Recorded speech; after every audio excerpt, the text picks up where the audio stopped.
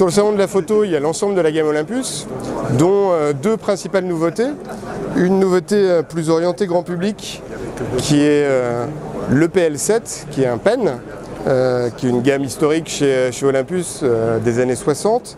Un produit plutôt orienté grand public, qui a plusieurs points caractéristiques.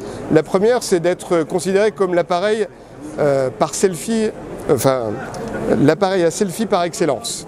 Pourquoi? Parce que son écran tactile est un écran rotatif qui va permettre en fait de basculer directement en face de soi. L'écran est tactile et permet de déclencher et de prendre ses photos en mode selfie.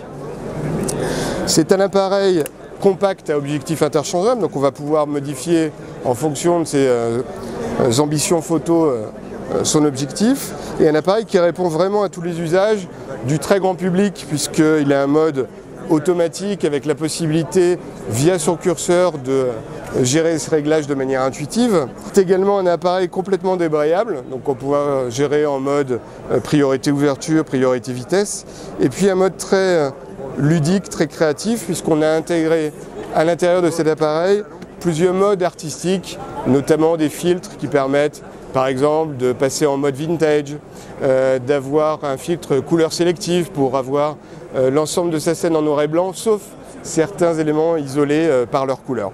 Donc un appareil extrêmement créatif, à la portée de tous, quel que soit son niveau en photo.